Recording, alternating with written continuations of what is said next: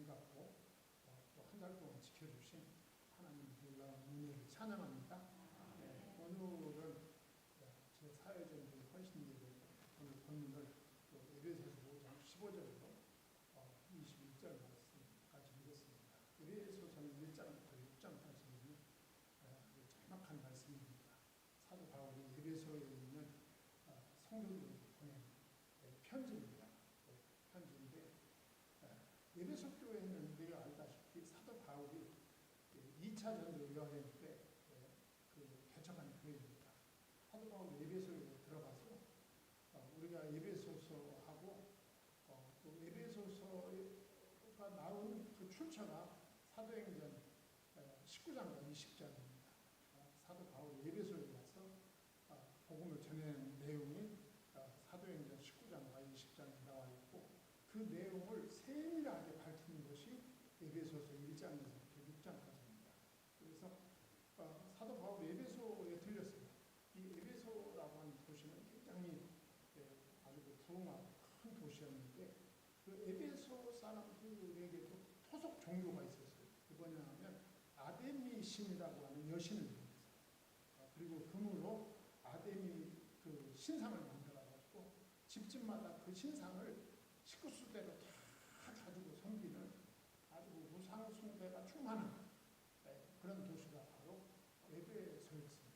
그런데 사도 바울이 거기 가서 복음을 전했어요. 그런데 놀라운 것은 제가 놀라우니까 언제나 계속적으로 반복하는데 놀라운 것은 사도 바울이 그 에베소에 가서 예수 그리스도만 증거했어요.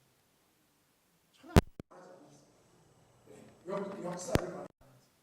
예수 그리스도, 예수가 바로 그리스도, 예수가 바로 구원주 되심을 거기서 증거했습니다. 몇 주 동안을 증거했는데 재밌는 것은 12명의 바울의 제자가 나옵니다. 왜 또 12명인지 몰라.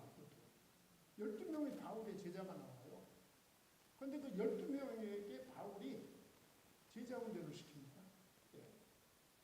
그 12명에게도 예수가 누구인지를 집중적으로 가르칠 때 성령이 임합니다. 그래가지고 그 12명이 뒤집어집니다. 그래가지고 이 에베소가 뒤집어집니다. 에베소가 난리가 났어요. 어떻게 난리가 났느냐? 막 에베소 사람들이 12명이 다니면서 이 복음을 전하는데 복음을 전하는 족족이 사람들이 다 예수 믿겠다고 나옵니다. 이 부흥은 하나님의 은혜입니다.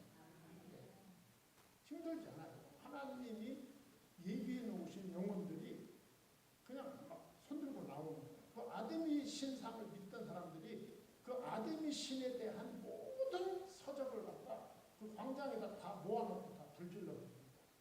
그리고 아데미 신을 씁니다.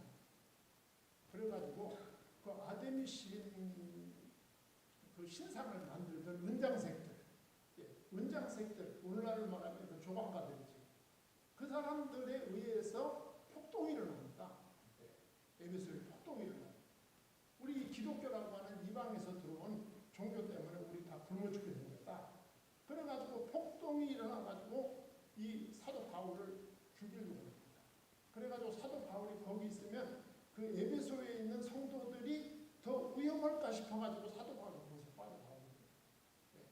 거기서 빠져나와가지고 사도 바울은 다른 곳으로 갑니다. 가가지고 이제 후에 사도 바울이 이 에베소에 있는 성도들에게 편지를 보낸 내용, 우리가 그 읽은 내용과 내용이 바로 그 에베소 교회에 보낸 사도 바울의 편지다. 그러니까 에베소 교회는 새신자들이죠. 뭐 에베소 교회 그 12명의 그 바울의 제자들도 전부 새신자. 에베소에 있는 성도들도 전부 새신자입니다. 그러니까 바울 입장에서 봤을 때는 얼마나 걱정이 되겠어요. 막 핍박이 엄청 심한데 과연 저 에베소에 있는 사역자들과 에베소에 있는 교회가 과연 잘 성장할 것인가. 이게 이제 사역자 입장에서는 하나님께 맡겨놓고 기도하면서도 인간이기 때문에 자꾸 염려가 되죠. 그래가지고 사도 바울이 그 에베소 교회에다가 편지를 보냅니다. 그 내용이 이제 오늘 에베소서가 되는데, 그래서 에베소서가 아주 짤막하지만 진리에 대해서 기록합니다.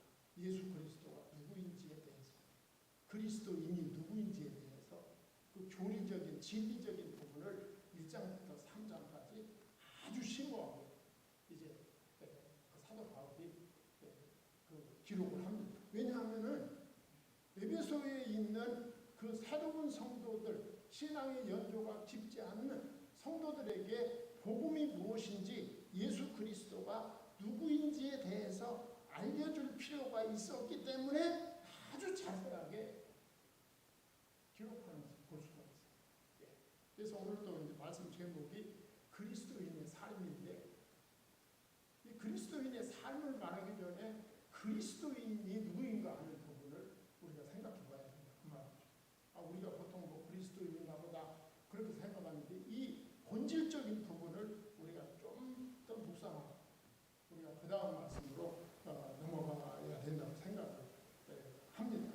그래서 이제 에베소서가 1장부터 3장까지가 전반부인데, 이 전반부는 제가 지금 말씀드렸듯이 하나님의 구원 계획과 교회를 통해서 이루어지는 그리스도의 구원 사역에 대해서 아주 자세하게 기록하고 있다. 그렇게 볼 수가 있어요. 그러면서 이제 그 사도 바울은 이 그리스도인이 무엇인가 하는 것을 밝히고 있어요. 그리스도인이란 무엇인가, 이 부분에 대해서 아주 중요한 메시지를 전하고 있습니다. 그래서 1절부터 이제 1장 1절부터 5절까지 쭉 보면 그리스도인이란 한마디로 말해서 신령한 복을 받은 사람이다. 그렇게 정의하고 있어요. 그리스도인이란 무엇인가? 신령한 복을 받은 사람이다.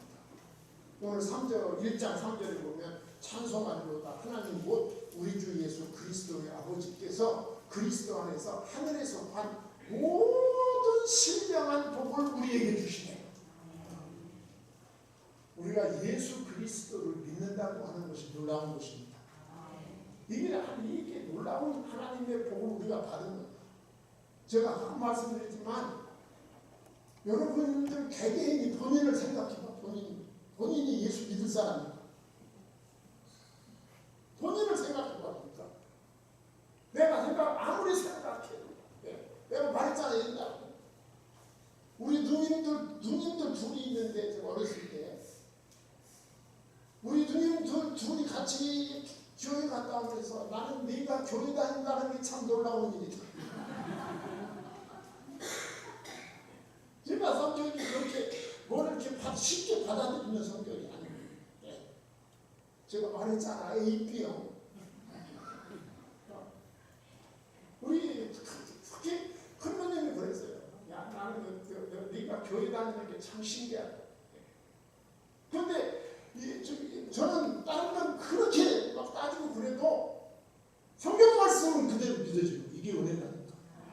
성경 말씀은 그대로 믿어지고, 성경 읽다가 이해가 안 되면 이게 성경이 잘못됐다가 아니라 내가 부족하겠지, 그렇게 생각해요. 어렸을 때부터. 그러니까 하나님의 은혜야.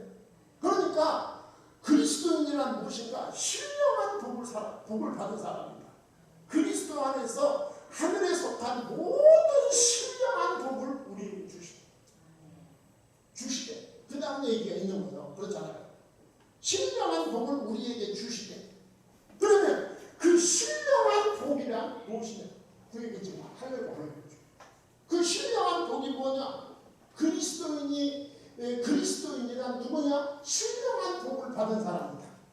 그러면 그 신령한 복이 무엇이냐? 세 가지가 있어요. 사도 바울이 에베소서 1장 1절부터 5절에서 세 가지를 밝히고 있는 거예요.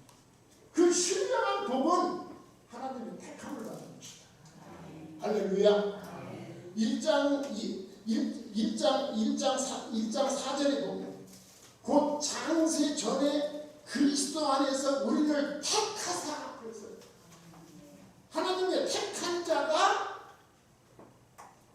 예수가 그리스도 되심이 믿어지는 거야. 이게 그냥 되는 게 아니야. 하나님의 은혜라니까. 그러니까 우리가 내가 예수 그리스도를 믿고 구원받은 하나님의 사람이 되었다고 하는 이 자체가 하나님의 은혜 받은 거라니까. 아무나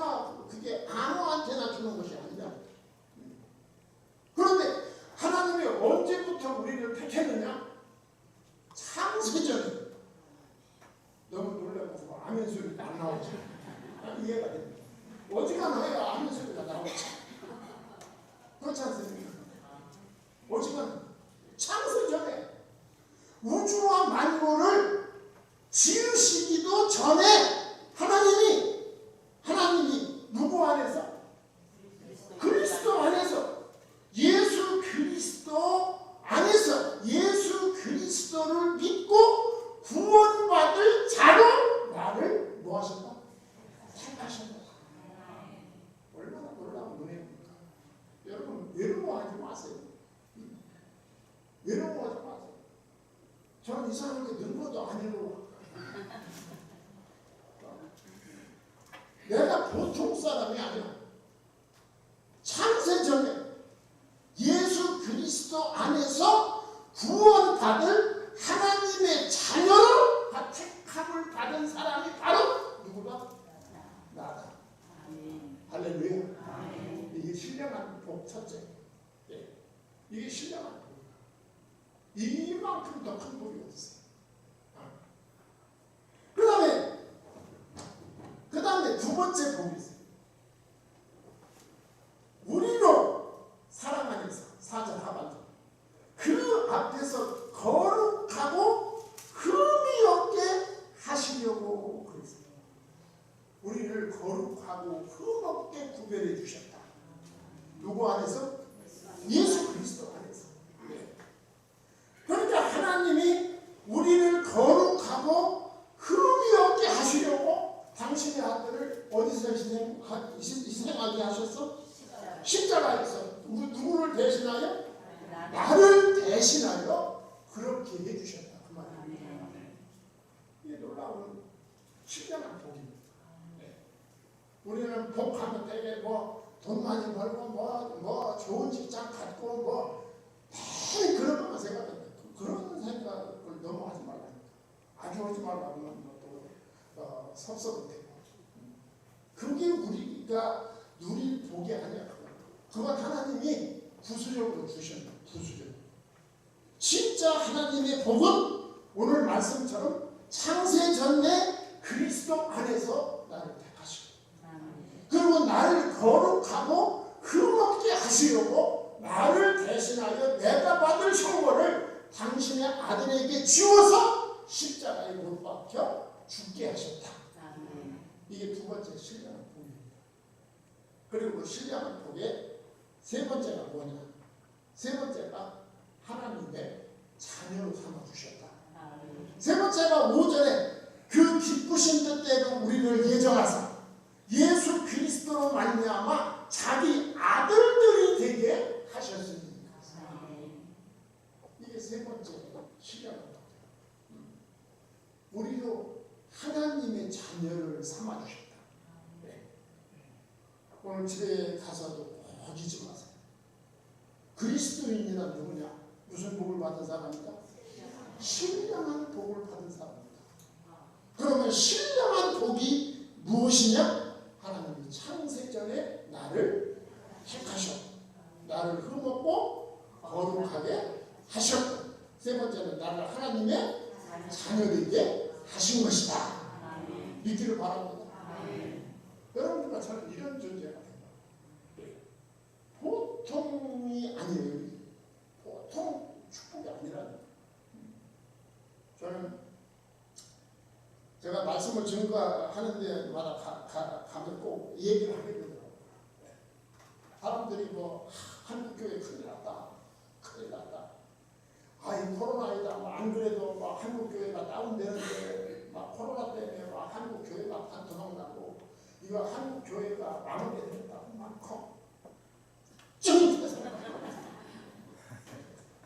참 걱정도 많다. 교회 주인이 누구예요? 하나님이랑 교회 머리가 누구예요? 예수 그리스도예요. 우리가 주인이요? 그러면 누가 걱정해야 돼? 우린 주인도 아닌 주제에 왜 주인 참 걱정하고 걱정할 거 없어요. 목사님 큰일 났어요. 저 유럽에 가고 미국에 가니까 예배당에 술집이 되고 예배당에 카페가 되고 한국도 많더라고요. 한국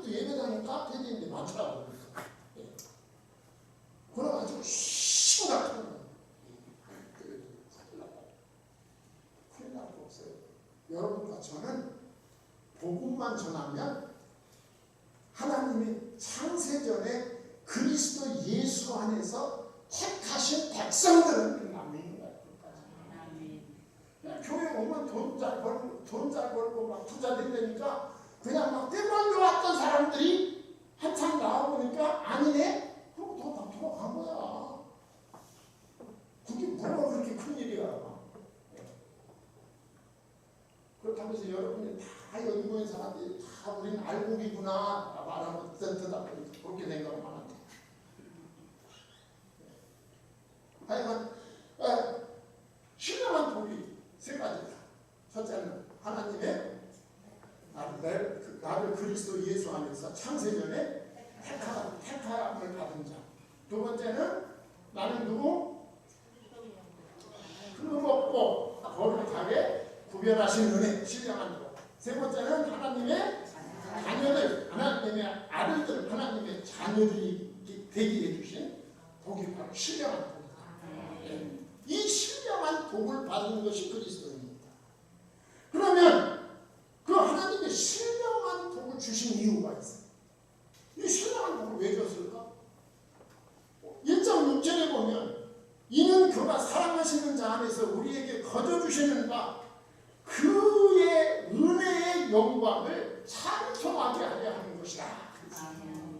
하나님이 우리에게 이 신령한 복을 주셔서 하나님의 자녀 삼아주신 이유는 우리를 통하여 우리가 하나님으로부터 받은 그 은혜의 영광을 찬송할 때 우리 주님이 영광을 받으신다. 그렇게 되는 거예요. 그러면 하나님의 은혜의 영광을 찬송하게 하는 사람이 많을수록 좋을까 적을수록 좋을까? 많을수록 좋지. 그러려면 우리가 뭐를 해야 돼? 전도하고 선교해야 돼. 좀 거룩하니까 어디 가서 이제 설명을 할 거야. 오늘 우리 정권사님들 사회를 아주 빨리 와가지고 시간을 조금 많이 줘서 너무 고마워요.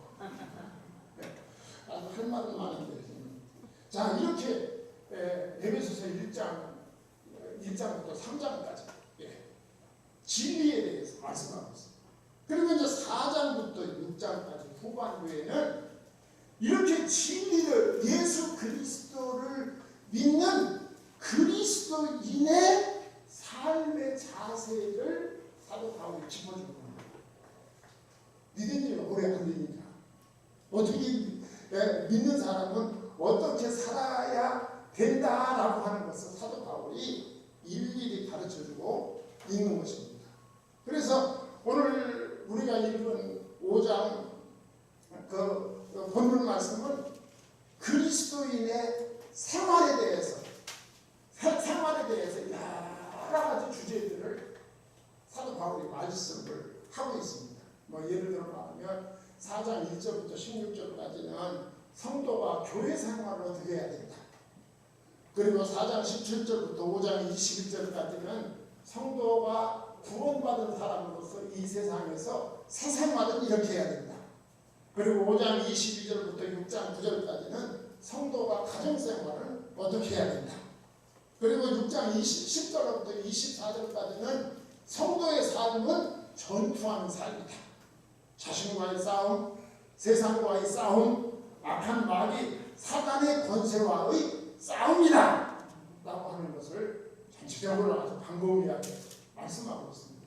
그런데 짧은 시간에 여러분들하고 이 많은 이야기를 다 할 수가 없으니까 오늘 본문 말씀을 정해놓습니다. 그래서 이제 오늘 우리가 읽은 본문으로 돌아와서 오늘 15절에 보면 이렇게 말씀하고 있어요. 그런즉 너희가 어떻게 행할지를 자세히 주의하여 지혜 없는 자같이 하지 말고 오직 지혜 있는 자같이 하여 이렇게 말씀하고 있습니다. 그리스도인으로서 인생길을 어떻게 걸어가야 할지를 15절 상반절에서 말씀하고 있는 거예요. 그런즉 너희가 어떻게 행할지를 자세히 주의하라. 숙고하라 그 말이죠. 우리 그리스도인은 말 한마디 행동 하나하나를 함부로 하면 안 된다는 말이죠. 그리스도인은. 제가 결론부터 말씀드리면 사도 바울이 그리스도인의 삶에 대해서 이렇게 자세하게 말씀하고 있는 것은 뭘 말하느냐 하면 전도의 문이 막히면 안 된다는 거죠. 전도의 문, 사람 생명을 살리는 이 전도의 문에 그 초점이 맞춰져 있는 거예요. 그리스도인들이 잘못된 삶을 살면 전도의 문이 막힙니다. 그러니까 그리스도인으로서의 그 인생길은 굉장히 심사숙고해야 된다. 말 한마디, 행동 하나하나를 아주 숙고해야 된다. 그러면서 15장 하반절에서 지혜 있는 자같이 살아야 됨을 강조하고 있어요. 지혜 있는 자. 이 지혜 있는 자가 어떤 사람일까요? 복음에 눈뜬 자입니다. 진리의 복음이 눈뜬 자로서 그 눈뜬 자로서의 삶을 살아가야 된다. 항상 하나님 중심, 예수 그리스도 중심의 삶을 살아가야 될 것을 말씀하고 있어요. 그러면서 이제 구체적으로 몇 가지를 사도 바울이 당부하는데, 그 첫째가 세월을 아끼라 이 얘기를 하고, 두 번째는 주님의 뜻을 이해하라. 그리고 이제 그 세 번째가 성령 충만함을 받으라. 이 세 가지를 말씀 여러분하고 나누게 될 것입니다.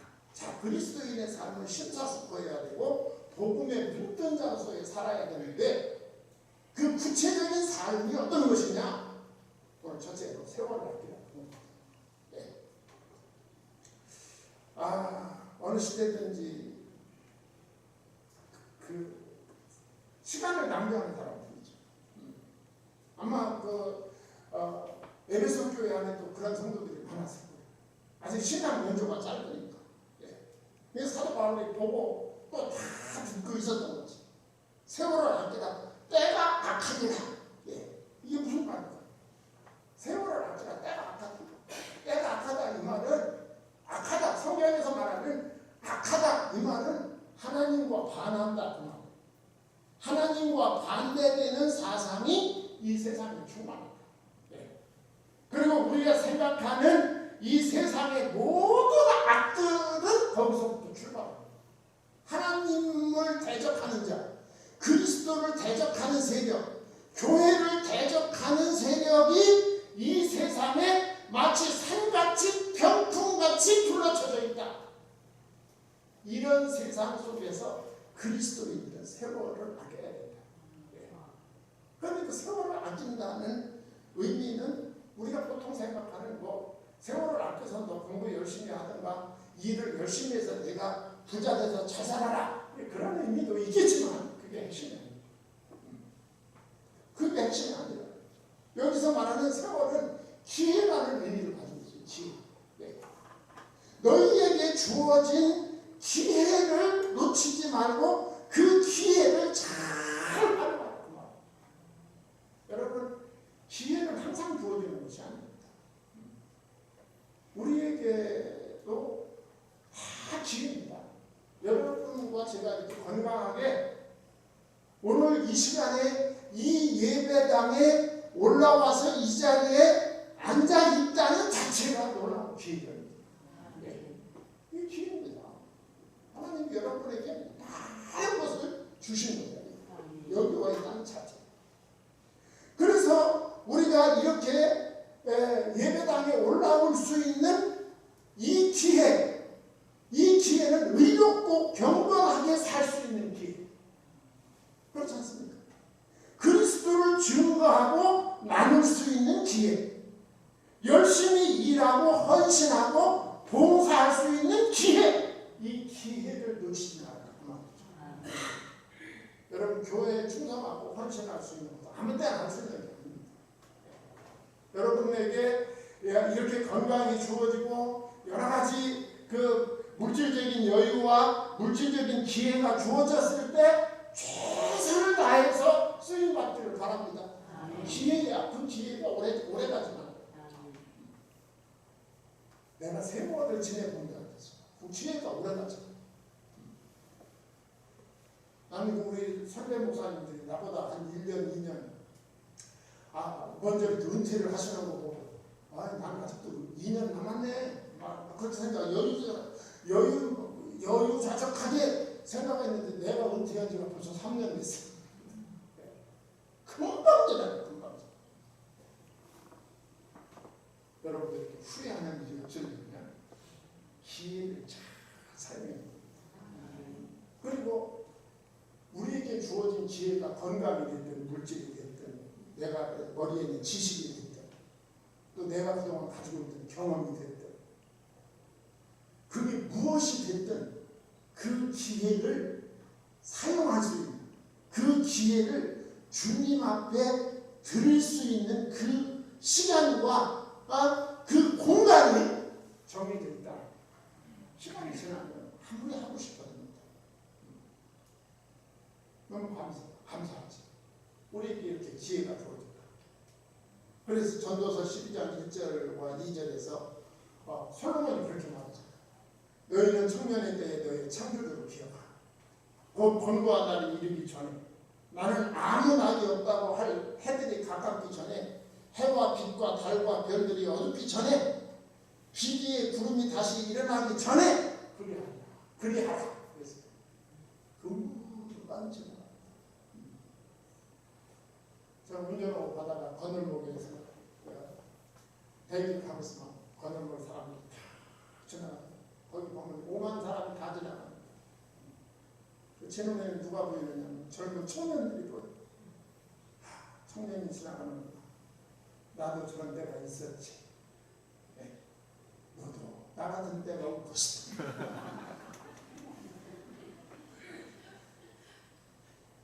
잠깐 지나요. 잠깐 지나. 세월을 납니다. 기회를 참 영화다. 믿기를 바랍니다. 두 번째는 주님의 뜻을 이해하라. 그래서 17절. 그러므로 어리석은 자가 되지 말고 오직 주의 뜻이 무엇인가 이해하라. 그래서 네. 저는 이제 은퇴하고 이제 이번 9월달이면 아주 금년 말이면 이제 만 3년이죠. 네. 그 평신도로서 이제 항상 말씀만 전하다가 지금 이제 한 3년째 거의 이제 이렇게 밑에 앉아서 말씀을 들어요. 말씀을 들을 때 참 많은 생각을 하게 돼요. 네. 내가 현직에 있을 때 부족했던 점이 막 떠오르기도 하고 네. 그런 생각을 많이 하게 됩니다. 그런데 제가 이렇게 말씀을 듣는 입장에서 쭉 있을 때 일주일 내내 우리는 세상 속에 살자. 네. 세상 속에 살다가 사모하는 마음을 가지고 교회를 가는데 교회 가서 하나님의 말씀을 전해주지 않고 내가 세상에서 듣던 그 얘기를 거기서 또 해주면 막 짜증나더라고. 아유 이거 아닌데.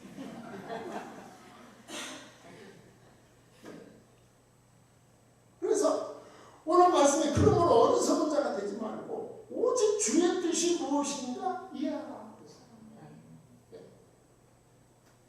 그런데 이런 말씀이 나오면 주의 뜻이 무엇인가 이해하라.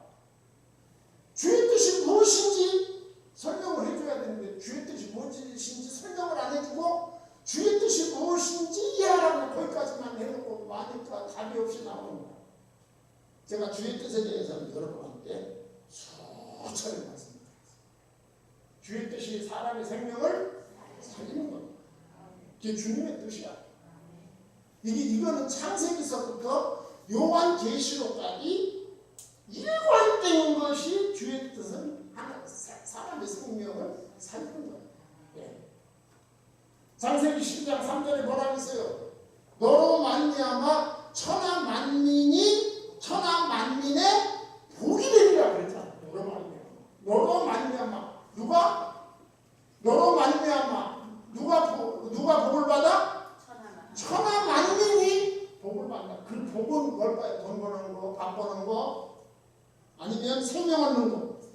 생명, 영생 얻는 거다. 영생. 예.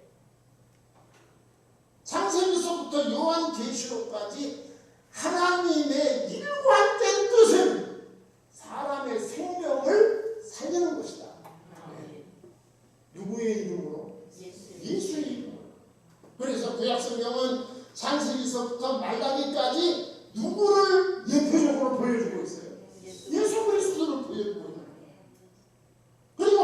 그런데 예수 그리스도가 이 땅에 오시고 그 예수 그리스도가 33년을 사시고 십자가에서 인간들이 감당할 죄와 저주와 심판을 감당하시고 죽으시고 부활하시고 완성하셨죠. 그리고 승천하시고 그리고 다시 오실 것입니다. 이게 주님의 뜻이에요. 그러니까 요한복음 6장 38절로 40절 말씀 제가 올 때마다 말씀드리죠. 하나님의 뜻은 모든 사람이 하나님의 아들 예수 그리스도를 믿음으로 말미암아 뭘 얻는 것이다? 구원, 영생을 얻는 것이다. 그러니까 우리가 하나님의 뜻이 뭐냐? 하나님의 뜻이 무엇이다라고 하는 성경에 보면 여러 가지 그 문장들이 나와요. 데살로니가전서 5장 16절 18절에서 똑같은 말씀 나오죠. 항상 기뻐하라, 쉬지 말고 기도하라, 범사에 감사하라. 이는 그리스도 예수 안에서 너희를 향하신 하나님의 뜻입니다. 누가 항상 기뻐하고 누가 쉬지 말고 기도하고 누가 범사에 감사할 수 있어요? 누가? 예수 그리스도로 말미암아 영생을 얻은 자가 그럴 수 있는 것이다. 거기에 초점이 맞춰져 있어요. 그러니까 우리들도 무슨 일을 할 때 이게 하나님의 뜻일까 아닐까 가지고 고민할 필요가 없어. 내가 계획하고 내가 기도하고 내가 실행하려고 하는 일이 복음을 전하는 일과 합당하냐 안 하냐는 바보가 아니면 그거 다 할 수 있잖아. 고민할 필요가 없는 거야. 이미 답이 다 나와 있고 그 답은 성경에 나와 있고 성경 특별히 요한복음 6장 38절로 40절에는 아주 문자적으로 나와 있다. 고민할 필요가 없다. 그거죠. 하나님의 뜻은 사람을 살리는 것이다. 만민 천하 만민이 구원을 받는 것. 우리가 전도하고 우리가 선교하고 그 선교하는 것. 그래서 한 사람이라도 예수 그리스도 이름으로 구원받아 하나님을 만나. 그리고 하나님의 나라에서 영생하고 복락을 누리며 주님을 찬양할 때 하나님은 기뻐하신다.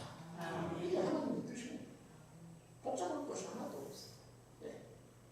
그래서 구원의 하나님을 높여 찬양하며 살아갈 때 오늘 말씀처럼 하나님은 너무너무 기뻐하시는 것입니다.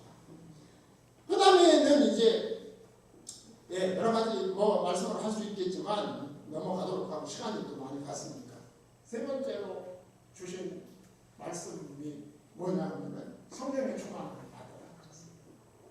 성령 충만을 말하기 전에 바울이 에베소 교인들한테 이렇게 말합니다. 18절 상반절에 술 취하지 말라 이는 방탕한 것입니다. 아마 이때 에베소 교회 안에도 술 먹고 방탕하면서 교회는 교회대로 나오면서 막 술 먹고 방탕하면서 막 전봇대에다 뭐 하면서 막 그런 사람 상당히 많았을 겁니다. 그렇죠. 그런데 적이 안 되는 거야. 그 교회 나오라고 나오지 말라고 할 수도 없고 그런 사람들이 교회 안에 상당히 있었던 거예요. 그게 보기에 사도 바울이 보기에 전도의 문이 막히지. 그렇잖아요. 교회 다니는 사람들이 술 먹고 방탕하면 그 전도의 문이 막히지. 그러니까 사도 바울이 그 얘기를 하는 거예요. 그래서 고린도전서 6장 10절에도 사도 바울이 그 술 취하지 말라는 말씀을 해요. 도적이나 탐욕을 부리는 자나 술 취하는 자나 모욕하는 자나 속여 빼앗는 자들은 하나님 나라를 유업으로 받지 못하리라 그랬습니다. 이게 무슨 얘기일까요? 그렇게 술을 마시고 술을 마실 때 그렇게 막 방탕할 정도로 술을 마시는 사람은 믿음의 사람이라고 보기 어렵다 그 말입니다. 그게 믿음의 사람이라고 보기 어렵다. 그러면서 또 누가복음 15장에서 이렇게 말합니다. 그 며칠이 안 돼야 둘째 아들이 재물을 다 모아가지고 먼 나라에 가 거기서 허랑방탕하여 그 재산을 낭비하니 이 낭비가 똑같은 방탕이란 말입니다. 방자의 둘째 아들이 그렇게 됐다 그 말이죠. 이 말은 시간이나 물질이나 건강이나 지식을 낭비하지 말라 그거죠. 하나님께서 우리에게 주신 그 소중한 우리의 몸 이거 낭비하지 말라. 쓸데없는 데 사용하지 말라 그거예요. 그러면서 하는 말이 이어서 하는 말이 술 취하지 말고 성령의 충만함을 받으라. 성령의 충만함을 받으라. 그러면서 성령의 충만이다 이 말은 성령의 지배를 받는 것을 의미하는 것입니다. 성령의 통제를 받는 거예요. 성령이 내 안에 주인이 된 거예요. 다시 말하면 예수 그리스도가 내 안에서 예수님이 나를 움직이는 거예요. 그러니까 나는 겉으로 보면 김아무개이지만 나를 움직이는 분, 나를 살게 하는 분은 내 안에 계신 누구다? 성령님이다. 예수 그리스도다. 그 말이에요. 이게 성령 충만입니다. 성령께서 나를 살게 나를 살으시는 거죠. 자, 이렇게 되는 사람에게는 네 가지 결과가 나타납니다. 네 가지 결과. 첫째는 성도의 교제가 일어난다 그랬어요. 19절에 보면 시와 찬송과 신령한 노래들로 서로 화답하며 그랬어요. 시와 찬송과 신령한 노래가 뭘까요? 하나님의 말씀입니다. 말씀의 교제가 일어납니다. 말씀의 교제. 말씀 안에서의 교제가 일어나게 됩니다. 성령 충만한 사람은 말씀에 관심이 있어. 말씀. 그리고 성도들 간에 교제에 관심이 있는 거예요. 세상 사람과 다르죠. 위에서 술 취하는 사람은 오만 관심이 뭐한테 있어? 술에 있는 거죠. 어디 가면 한 잔 더 먹을까? 여기 모든 관심이 집중돼요. 아무개를 만나야 또 술을 마실까? 여기에 오만 관심이 있어요. 그것도 모자라가지고 아주 소주병을 여기다 넣고 그냥 푹도 다는 관심도 나는 관심. 성령 충만한 사람의 첫 번째는 성도의 교제가 일어납니다. 무엇 안에서? 말씀 안에서. 두 번째는 예배 운동이 일어난다. 19절 하반절에 너희 마음으로 주께 노래하며 찬송하며. 예배가 즐거워요. 예배 드리는 것이 즐거워요. 초대교회의 영광 있는 예배의 모습이 어떤 것이었는지를 보여줍니다. 오늘 보는 말씀. 그러니까 성도 개인들이 성령 충만할 때 이런 은혜로운 예배가 가능한 것이다. 그걸 보여주는 거예요. 그 다음에 세 번째 성령 충만함의 결과가 뭐냐면 감사가 충만해집니다. 모든 것이 감사해요. 범사에 감사가 있잖아요. 범사에 20절 우리 주 예수 그리스도의 이름으로 항상 아버지 하나님께 감사합니다. 저는 새벽기도 갈 때마다 한 20분 걸어가거든요. 걸어가면 숲속으로 걸어가는 거예요. 그 숲속으로 포장이 막 흔들리는 숲속들을 걸어서 한 20분 동안 교회까지 걸어가면 그렇게 감사하고 우리나라가 이렇게 살게 됐구나. 그것들이 믿어지지 않아요. 너무 그걸 그렇게 잘 바꿔진 그 숲길을 걸어서 찬양하는 기도하는 걸어가는 20분. 30분 동안 걸어가는데 10분 줄여서 발바닥에 튀면이 생겨가지고 30분 동안 돌아갔는데 10분 줄였어요. 너무 감사하죠.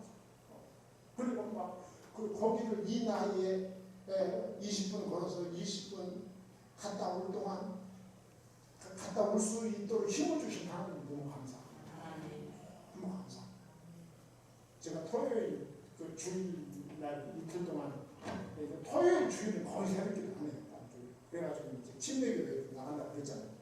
근데 침례교회 담목사님 사모님이 얼마나 자기 주나 몰라.